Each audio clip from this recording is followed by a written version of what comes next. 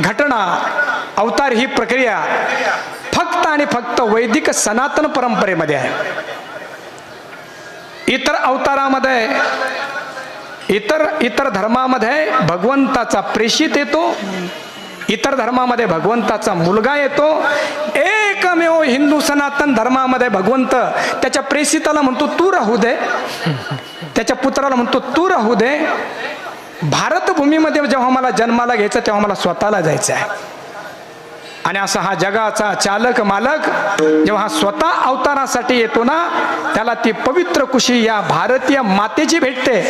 एकतर ती पवित्र कुशी त्याला अयोध्येमध्ये भेटते, ती पवित्र कुशी त्याला वृंदावनामध्ये भेटते, ते पवित्र कुशी त्याला आळंदीमध्ये भेटते. विठाला विठाला विठाला.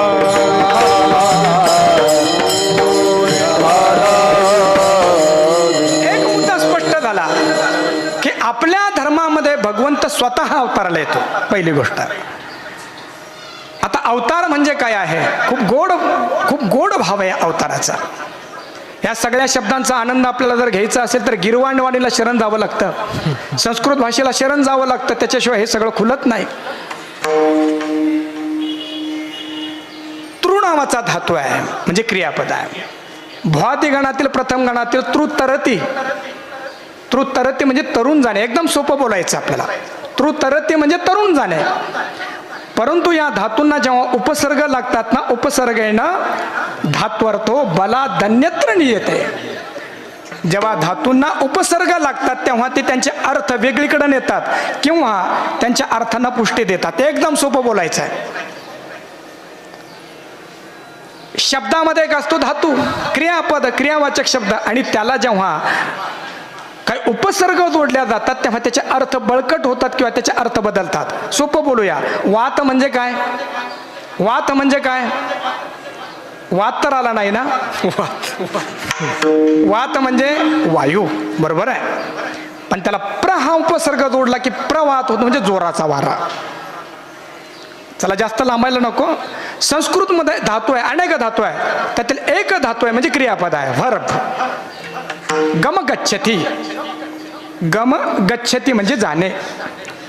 पण त्या गच्छला आ उपसर्ग लावला की आ गच्छती म्हणजे येणे. गच्छ म्हणजे जाणे, पण आ हा उपसर्ग लागल्यामुळे त्याचा अर्थ बदलला आणि गच्छती म्हणजे जाणे, आता जाणे नाही, आ गच्छती म्हणजे येणे.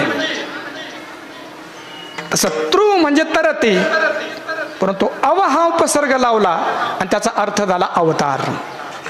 अवतरते म्हणजे काय? अवतरते म्हणजे वरून खाली येणे. चांगलं समजून घ्या. अवतार ही भगवंताची करुणा आहे जीवावर. अवतार हा जिना आहे, अवतार ही सीडी आहे. अवतार ही सीडी आहे. किंबहुना जीवाने देवत्वापर्यंत जाण्यासाठी जी सीडी तयार केली त्याचं नाव अवतार आहे.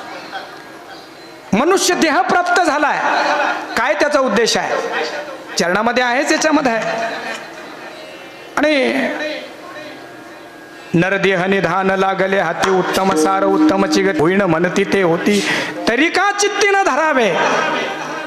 जन्माला येताना मनुष्य म्हणून जरी जन्माला आलो तर जगाचा निरोप घेत असताना देवत्व जीवनाला प्राप्त व्हायला पाहिजे. अजून एक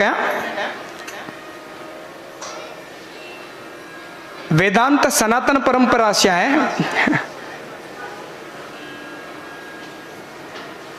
मनुष्याला देव कधीच होता येत नाही.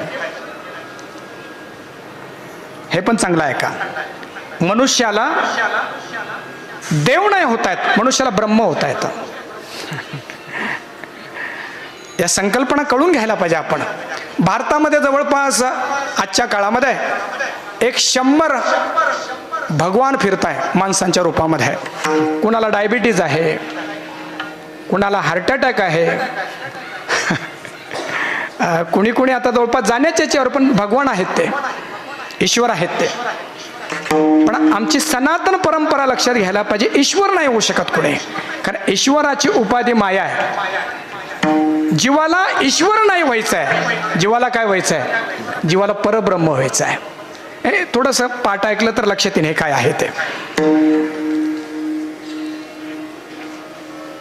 जीवाला देवापर्यंत जाण्याची जी पायरी आहे ना, जीवाला देवत्वापर्यंत जाण्याची जी जो जिना आहे, जी शिडी आहे, त्याचं नाव अवतार आहे. खूप चांगला आहे का?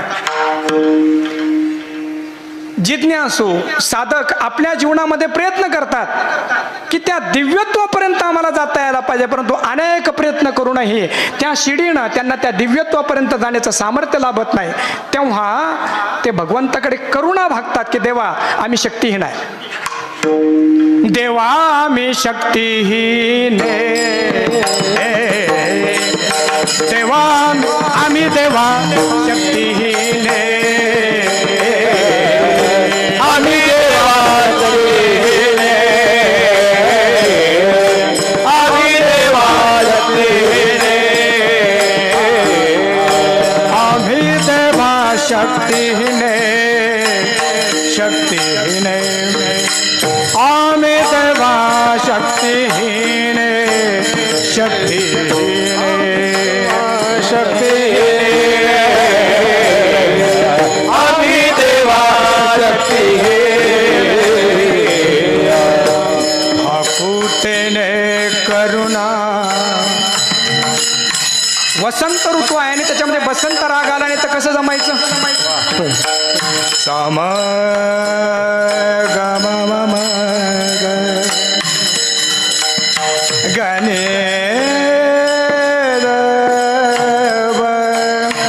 मद मग मग रे सा सा मम गम मम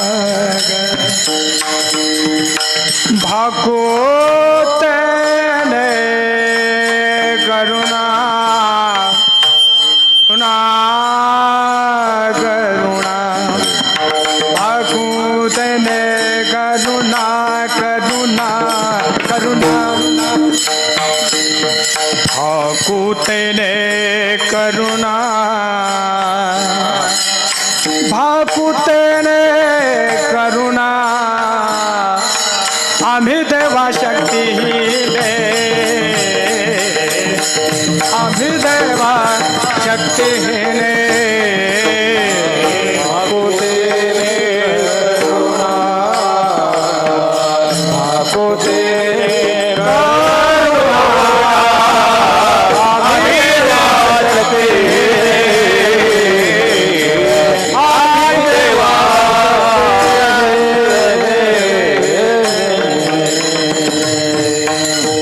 देवा तुझी जेवढी उंची आहे ना तिथपर्यंत आम्ही येऊ शकत नाही, तेवढं आमचं सामर्थ्य नाही. या शिडीनं तुमच्यापर्यंत आम्ही यावं एवढी आमची ताकद नाहीये.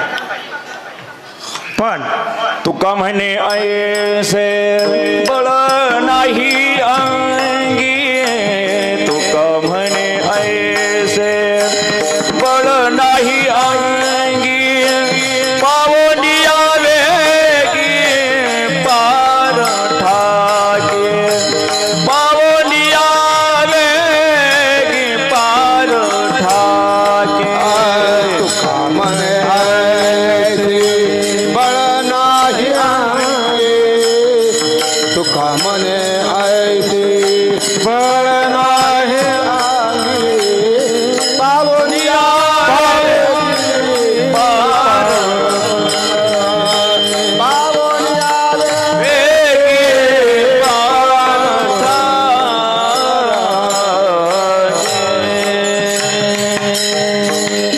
अगदी याच भावाला पुष्टी देणार आपलं हे प्रमाण आहे. पण चिंतनाला मला पुढे घेऊन जायचं आहे. याचा काय वेगळा त्रास होत नाही ना आपल्याला, का आनंदच होतोय? त्या शिडीनं तुझ्यापर्यंत यायला पाहिजे, परंतु तेवढं सामर्थ्य आमच्यामध्ये नाही आहे. पण पुढं आहे का, जिन्याने जसं खालून वर जाता येतं, जिन्याने शिडीनं जसं खालून वर जाता येतं, तसं शिडीचा दुसरा गुण असा की वरून खाली सुद्धा येता येतं. अवतारवाद म्हणजे काय? देवा आम्हाला आमच्या असामर्थ्यामुळे तुझ्यापर्यंत येता येत नाही, पण तुला तर आमच्यापर्यंत येता येईल. म्हणून सर्वसामान्य आम्ही तुझ्यापर्यंत येऊ शकत नाही, परंतु तू तुझ्या करुणेनं आमच्यापर्यंत ये, याचं नाव अवतार. विठाला विठाला विठाला विठाला विठाला विठाला. कसं बोलावं, अनेक संदर्भ यामध्ये आहे, अनेक संदर्भ आहे.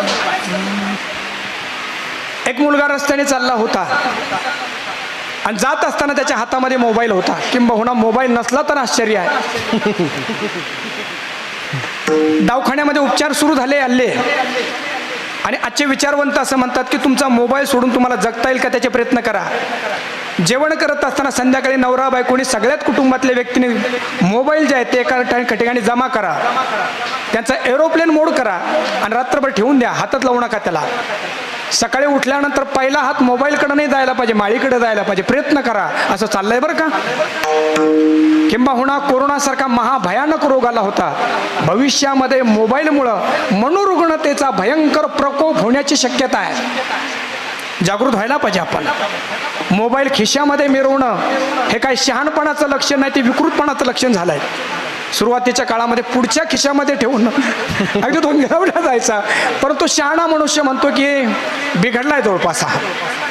असो, मोबाईल हातामध्ये त्याने घेतला होता आणि चालत असताना मोबाईल पाहतच चालला होता. चालताना कशानं, गाडीवर सुद्धा मोबाईल पाहताय लोक सध्या. ऍक्सिडेंटचं प्रमाण वाढलंय. आणि चालता चालता चालता तो मोठ्या खड्ड्यामध्ये पडला. मोबाईल पाहणारा खड्ड्यात पडणारच नक्की, कारण ध्यानावर नाही ना तो. खड्ड्यामध्ये तो पडला, त्याला वर येता येईना. आता तो कुठं पडलाय, मुलींना सांगा कुठं पडलाय तो? खड्ड्यामध्ये पडलाय. मला वाचवा, मला वाचवा म्हणून तो हाका मारायला लागला आणि त्या खड्ड्यामध्ये एक दुसरा मनुष्य पण आला खाली. आता दोन्ही कुठं आहेत? आता दोन्ही पण कुठं आहेत?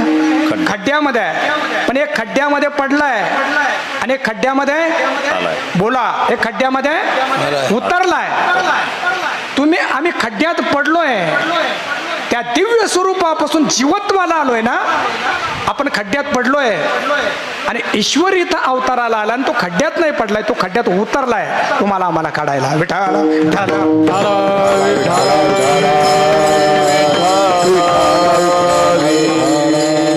अवताराकडे पाहत असताना इतक्या व्यापकतेनं बघावं की भगवंताचे विशेष करून ऐकतो. भगवंत आम्हाला काढण्यासाठी, आम्हाला वर काढण्यासाठी रामाच्या अवताराने, कृष्णांच्या अवताराने, वेगवेगळ्या अवताराने तो भगवंत इथं आला. हा अवतारवाद आहे.